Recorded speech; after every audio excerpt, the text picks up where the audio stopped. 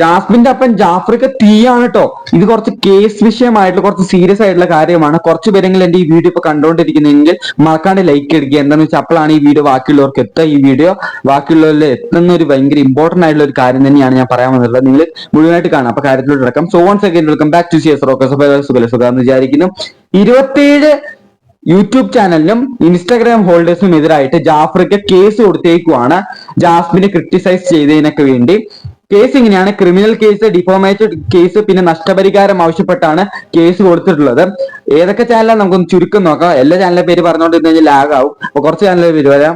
Summer media, Raja talks, Moopen's vlog, life of Anand, Jino's, പിന്നെ സ്പെട്രാഗോണ എന്ന് കുറെ ചാനൽ, നീണ്ട ലൈൻ മൊത്തം ഒരു 27 ചാനലുകളുണ്ട്.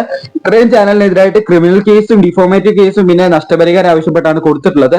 അതുകൊണ്ട് തന്നെ ഈ പറയുന്ന ചാനൽ ഹോൾഡേഴ്സിനൊക്കെ എത്രയും പെട്ടെന്ന് പോലീസ് സ്റ്റേഷനിൽ നിന്ന് ഒരു കോള് വരാനുള്ള സാധ്യത എല്ലാം വ്യക്തമായിട്ട് നമുക്ക് കാണാൻ സാധിക്കുന്നുണ്ട്. അതേ സമയത്ത് എല്ലാവരും മനസ്സിലോട്ട് പോടുന്ന ഒരു കാര്യമായിരിക്കും, ഇവർക്കൊക്കെ എന്തിനാണ് ഇത്രയും കേസ് കൊടുക്കുന്നത്? മെയിൻ ആയിട്ട് കേസ് കൊടുക്കുന്നത് ഗബ്രീന്റെ മേളിലല്ലേ നിങ്ങൾ ആലോചിക്കുന്നുണ്ടാവും. ഗബ്രിക്ക് എതിരായിട്ടും കേസ് ഉണ്ട് കേട്ടോ. നിങ്ങൾ അത് വിചാരിക്കുക.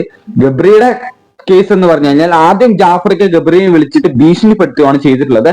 ഇനി മേലാൽ ഒരു ഇന്റർവ്യൂയിലും ജാസ്മിന്റെ പേരോ ഉമ്മ വെച്ചോ കെട്ടിപ്പിടിച്ചോ അതൊക്കെ എന്തിനായിരുന്നു മറ്റേതാണ് ചോദ്യത്തിന് ഉത്തരം കൊടുക്കരുത് നീ എന്ന് ജാസ്മിന്റെ അപ്പൻ ജാഫ്രിക്ക നമ്മുടെ ഗബ്രീനെ വിളിച്ചിട്ട് നല്ല രീതിയിൽ ചൂടായിട്ടുണ്ടെന്നാണ് അറിയാൻ സാധിക്കുന്നത്.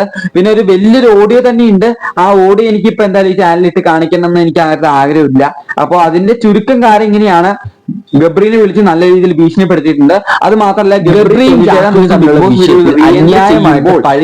അടുത്തോട്ടൊക്കെ വന്നാലും മാറിപ്പോണം, പോകരുത്, ജാസ്മിനോട് മിണ്ടരുത്, അങ്ങനെ പല രീതിയിലുള്ള ഭീഷണിയാണ് നമ്മുടെ ജാഫ്രിക്ക് കൊടുത്തിട്ടുള്ളതാണ് ഞാൻ അറിയാൻ സാധിക്കുന്നത്. അപ്പൊ എന്തായാലും ഇതിനെ തുടർന്ന് നിങ്ങളുടെ അഭിപ്രായം മറക്കാതെ പുല്ലാവലികൾ അറിഞ്ഞുകൂടാട്ടോ. ഇത്രയൊക്കെ നേരിട്ടിട്ടും ഗബ്രിയുമായിട്ടുള്ള പിന്നെ ഫോണിനും ഞാൻ പറഞ്ഞ കാര്യം മറക്കണ്ട, വിവാഹം കഴിക്കാൻ